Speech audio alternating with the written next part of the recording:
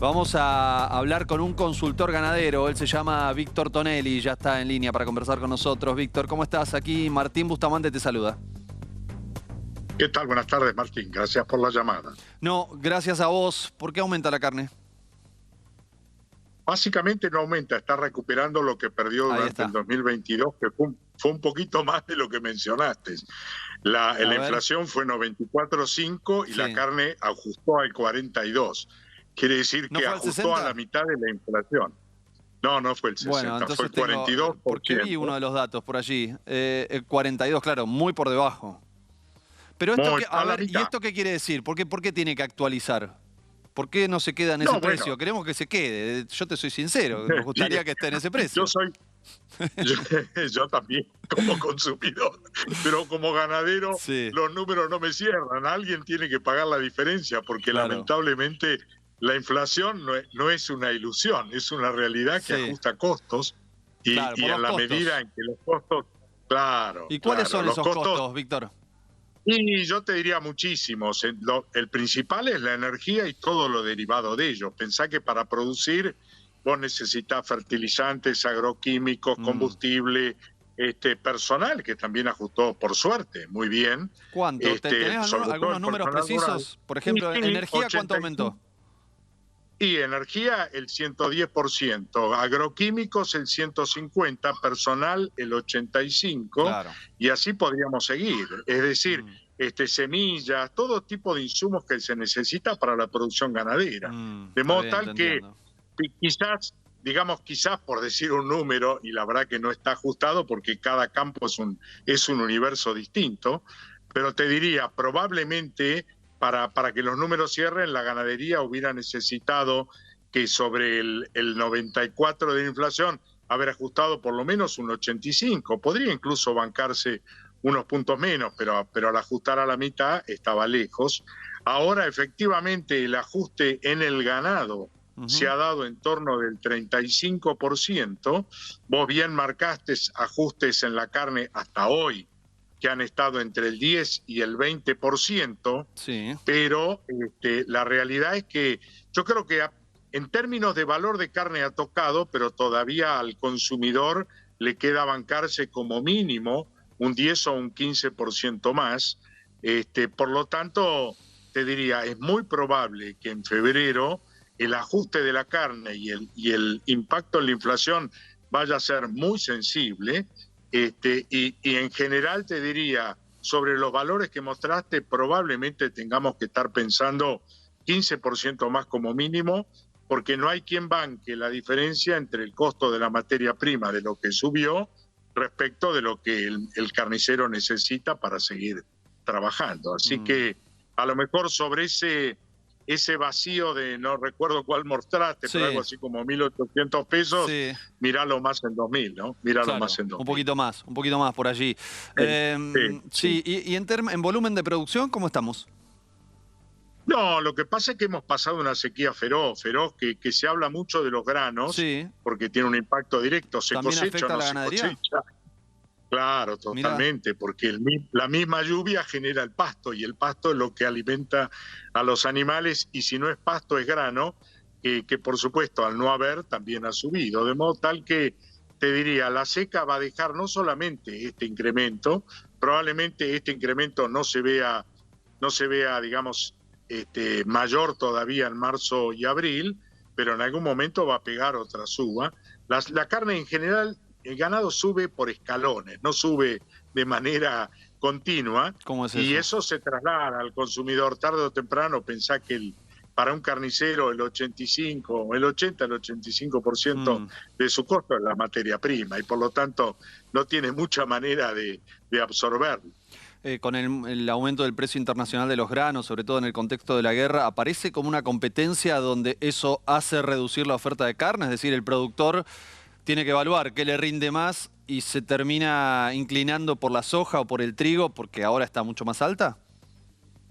Mira, te diría que en general la ganadería tiene sus propios costos y tiene campos que no tienen, hay muchos campos que no tienen capacidad agrícola, por lo tanto no lo puede hacer así de un momento a otro. Claro. No puede decir, este año voy por el trigo y no la ganadería porque está más alto. Tiene que vender las vacas, es un lío. No, es un lío. Yo te diría, el ganadero sigue con su negocio, puede ser que lo intensifique más o menos de acuerdo a los precios relativos, pero el ganadero sigue. Yo te diría, el gran efecto y el drama ha sido la sequía que precisamente asoló toda la primavera, que es el momento en que se produce, yo te diría, por lo menos la mitad del pasto de todo el año, y ha sido tremendo. Ahora han empezado algunos episodios de lluvia, y eso me hace pensar que probablemente a partir de marzo o de abril la oferta forrajera se aumente, el ganadero va a estar un poco más cómodo y probablemente esta situación que hoy vimos así como muy extrema, en próximos ajustes eventualmente no van a tener este impacto. ¿La consecuencia de la sequía concretamente que se mueren las vacas? Mirá, la consecuencia es que la vaca, la más grave, y la que ya lamentablemente ha ocurrido, es que la vaca no tiene una condición corporal adecuada que le permita parir, lactar su ternero y volver a reproducirse. Y en las tres cuestiones, lo que la vaca rescinde de alguna manera es la reproducción, y se estima que para el 2024 va a haber 1 millón menos de terneros sobre los 15 que vamos a tener este año. ¿Los argentinos, las argentinas, estamos comiendo menos carne? No, eso no es, digamos, no es... lo que tenemos es mucho poder adquisitivo para consumir cualquier cosa, y la carne claramente dentro de los alimentos no es el alimento más barato, pero te diría, en los últimos 4 meses, debido a la sequía, hemos tenido consumos entre 5, 6 y hasta 7 kilos más por habitante si uno los anualiza.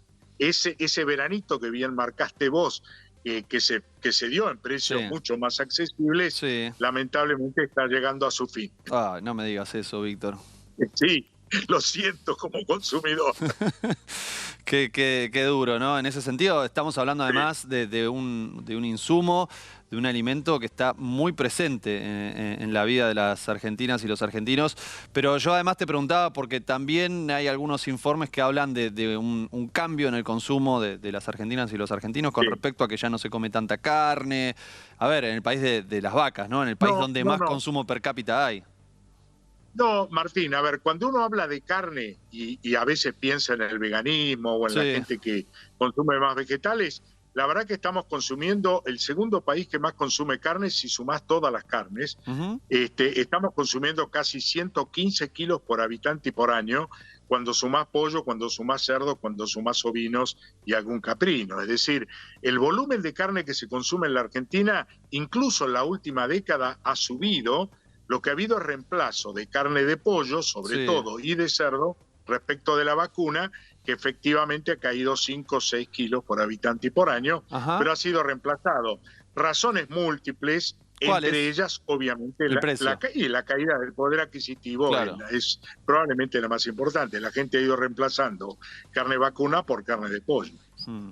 Y en términos de exportación, ¿eso afecta en relación al precio?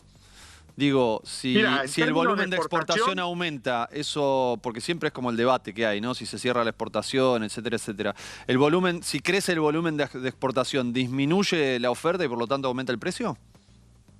A ver, la oferta es una, y el cálculo del consumo interno se hace tomando lo que surge de las faenas, que es un dato que se conoce a los 7, 8 días de cerrado cada mes. Se le restan las exportaciones que se conocen a los 20 días de cerrado cada mes, y uno calcula ahí cuánto se consumió. En definitiva, sí hay una competencia indirecta, pero te diría, en general, las categorías de animales mayoritariamente que van a exportación no son las que abastecen, digamos así, principalmente al consumo interno.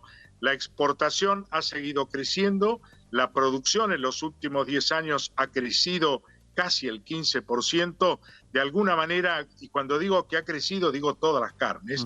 Ha habido un acompañamiento, digamos, para seguir creciendo en exportaciones, generar buenos dólares tan necesarios, y también, por cierto, sostener ese consumo que te dije de 115 kilos, que es un numerazo.